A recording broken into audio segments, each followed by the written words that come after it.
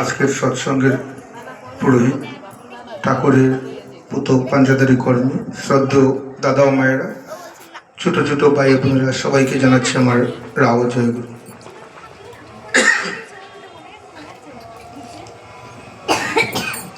ঠাকুরের চারিদিকে সৎসঙ্গ চলছে, উৎসব চলছে। এই মরশুমটাই হচ্ছে ঠাকুরের উৎসবের মরশুম। প্রত্যেক সৎসঙ্গ কেন্দ্র মন্দিরে উৎসবের একটা রেশ শুরু হয়ে গেছে। তো এই ঠাকুর এত সৎসঙ্গ, এত কিছু চলছে, তারপরেও আমাদের মধ্যে দেখবেন একটা অভাব বোধ রয়ে গেছে।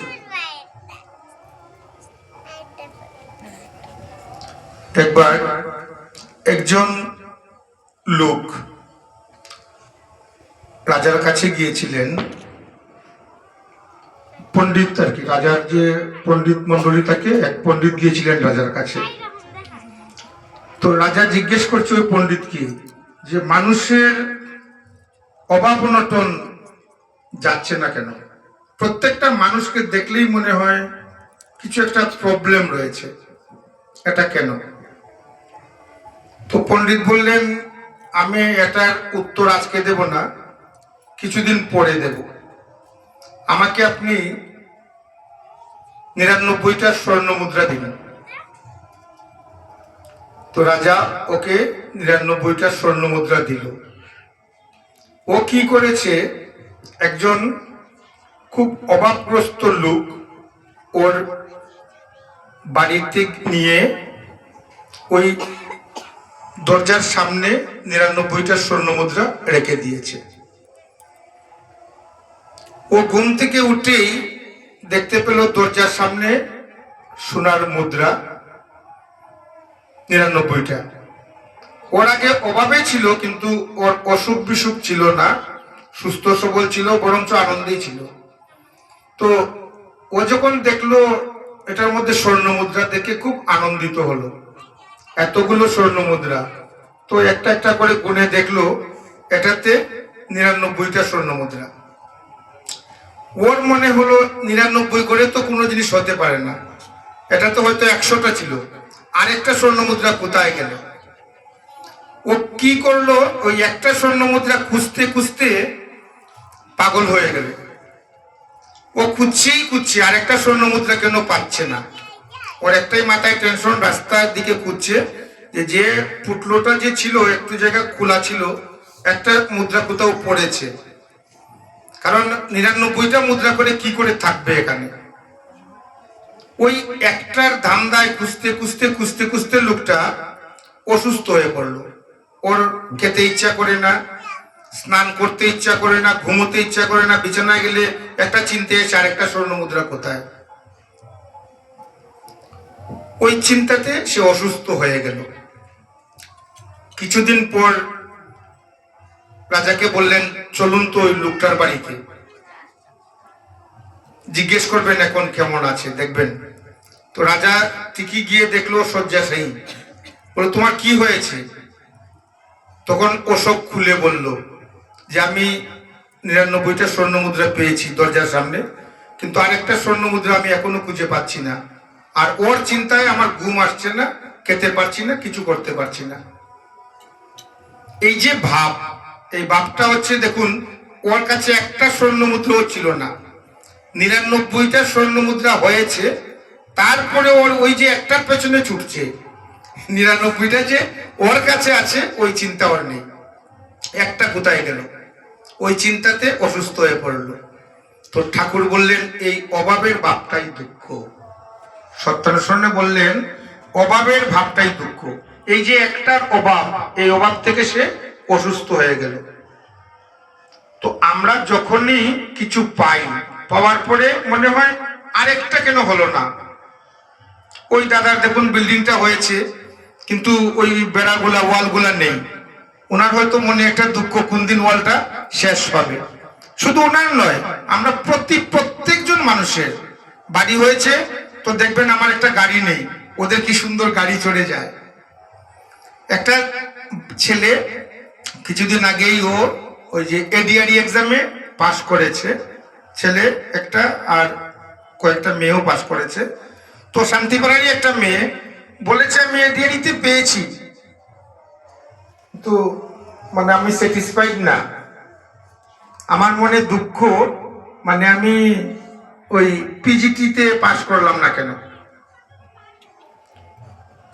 তো এই যে মানে ঘটনাটা ঘটছে, এটার পিছনে হচ্ছে আমার অভাবের ভাবটা যাচ্ছে না, এই জন্যই আমাদের এত দুঃখ, এত অভাব, এত অনটন, আমরা শান্তি খুঁজে পাচ্ছি না। ঠাকুর এত শান্তি আমাদের দিয়েছে, কিন্তু আমি আরেকটু শান্তির পিছনে ছুটছি, যার জন্য ঠাকুর বললেন চাওয়ার বা চাওয়াটা না পাওয়াই দুঃখ। আমি যদি আরেকটা কিছু চাই তাহলে আমার দুঃখ আসবেই, আর এই দুঃখ থেকেই আসবে অবসাদ, আর জীবনটা ধীরে ধীরে ক্ষয় হয়ে যাবে। যার জন্য বর্তমান আচার্যদেব বলছেন আনন্দে থাকার জন্য, আমার যা আছে তার মধ্যে থেকে আমি আনন্দে থাকবো। আর ঠাকুর তো পূর্ণপুঁথিতে বলেছেনই আনন্দে থাকার কথা, খুব আনন্দ করো, কীর্তন করো, কীর্তন আনন্দে মেতে পড়ো। তো ঠাকুরের চাওয়াটা হচ্ছে আমরা আনন্দে থাকা, সুখে থাকা, স্বাচ্ছন্দ্যে থাকা, কিন্তু আমরা ছুটছি মানে আমার আরেকটা কিছু রয়েছে। এই অভাবের ভাবটা যখন আমার মন থেকে যাবে তখনই আমি শান্তিতে থাকতে পারবো। শুধু আর্থিক অভাব নয়, অনেক মানুষ দেখবেন নাম যশের আশায় বসে আছে, কারুর কারুর মনে বিভিন্ন ধরনের ইচ্ছাগুলো জাগে, আর যখন সেই ইচ্ছাগুলো পূরণ হয় না তখনই আমার দুঃখ আসে। কিন্তু প্রত্যেক মানুষই চায় আনন্দে থাকার জন্য, শান্তিতে থাকার জন্য। আর শান্তিতে থাকার একটাই তো, ঠাকুর আমাকে যা দিয়েছেন তার মধ্যে সন্তুষ্ট থাকা, তাহলে আমি সুখে শান্তিতে থাকতে পারবো। আরেকটা ছোট্ট গল্প বলছি। একবার একজন শিল্পী, আর কি প্রস্তর শিল্পী, ও মানে একটা মূর্তি বানাবে, তো গিয়েছে পাথর খুঁজতে। এগুলো একটু কল্প কাহিনী যদিও, কিন্তু আমাদের শিক্ষামূলক কাহিনী এগুলো। একটা পাথর খুঁজতে গিয়েছে, গিয়ে দুইটা বড় বড় পাথর পেয়েছে, একটা কালো পাথর, একটা সাদা পাথর। তো যারা পর্যটকরা যায় ওরা গিয়ে সাদা পাথরটা সবের পছন্দ, ওর সঙ্গে সেলফি উঠে, ফটো উঠে, ওর সঙ্গে মানে ওকে খুব আদর করে সবাই। আর কালো পাথরটার দিকে কেউ ফিরেও তাকায় না। তো ওই শিল্পী যে ও গিয়ে বলল সাদা পাথরকে যে আমি তোমাকে দিয়ে একটা মূর্তি বানাতে চাই, যে আমাকে দিয়ে যদি মূর্তি বানাও কি করতে হবে, যে তোমাকে আমি কাটবো, মেশিন দিয়ে টুকরো টুকরো করব, আবার জুড়বো, এই করে করে আমার শিল্প তৈরি হবে। না বাপু, আমি এত সহ্য করতে পারবো না। তো তখন কালা পাথরটাকে গিয়ে বলল যে আমি তোমাকে দিয়ে একটা মূর্তি বানাতে চাই।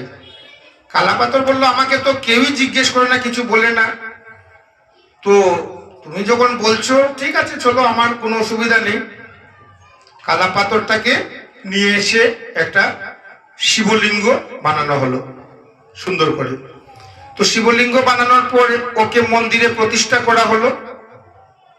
তো সবাই কি করে পুজো অর্চনা করে ওই কালা পাথরটা। এখন তো শিবলিঙ্গ হয়ে গেছে, পুজো অর্চনা করে নারকেল নিয়ে ওয়ালে ভেঙ্গে নারকেলের জল ওই কালা পাথরের মাথায় দেয়। তো মন্দিরের পুরোহিত বলছে এভাবে ওয়ালটা ভেঙে যাচ্ছে, ওয়ালে দাগ পড়ছে, ভেঙে যাচ্ছে, কি করা যায়? তখন ওই শিল্পী বলল একটা সাদা পাথর ছিল, ওটাকে নিয়ে আসো। ভাই সাদা পাথরের কাছে গেল, গিয়ে বলল চলো তোমাকে নারকেল ভাঙা হবে। হ্যাঁ এটা ঠিক আছে, এটা তো কাটাকাটি করবে না, যে না না কাটাকাটি করবো না। তো সাদা পাথর রাজি হলো, সাদা পাথরকে আনা হলো। এখন সাদা পাথরের নারকেল ভেঙে ওই মূর্তির উপরে দেওয়া হয়। সাদা পাথরটা মনে মনে ভাবলো দেখো, ওকে তো কেউ কদরই করতো না, এখন আমার উপর ভেঙ্গে আর ওই জলটা নিয়ে ওর উপরে দেয়। সবাই এসে আমার মাথায় একটা মারে আর ওর উপরে নিয়ে জলটা দেয়। তো তার জন্য ওই যে ঠাকুর বললেন কষ্টের জন্য রাজি থাকো, দুঃখ তোমাকে কিছুই করতে পারবে না। আমরা চ্যালেঞ্জ নিতে হবে, আমাদের জীবনে চ্যালেঞ্জ আসবে, চ্যালেঞ্জ নিতে হবে, তাহলে আমরা বাজিমাত করতে পারবো, শেষে আমরা শান্তি পাবো। আর ঠাকুর বললেন যে আমরা যাতে প্রত্যেকে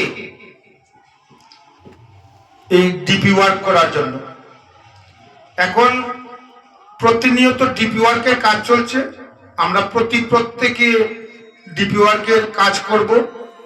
এখন পর্যন্ত অনেক নাম বাকি। আমরা শুনেছি কয়েকদিন আগেও পূজনীয় অবিন্দা বলেছেন উনি আসামে আসবেন সফর করতে, যে জায়গাতে ডিপি ওয়ার্ক বেশি হবে ওই জায়গা সফরে আসবেন, এবং অনেক মন্দিরগুলো যে পাট্টা হবে সেগুলোর কাজেও উনি আসছেন। তো আমরা যদি ডিপি ওয়ার্ক না করি তাহলে উনি খুশি হবেন না। তো আমরা প্রত্যেকে যেন ডিপি ওয়ার্কে লেগে পড়ি, প্রত্যেকে যজন ইষ্টবৃত্তিময় হয়ে চলতে পারি, প্রত্যেক দিন যেন আমরা এভাবে ঠাকুরের কাজ করে চলতে পারি।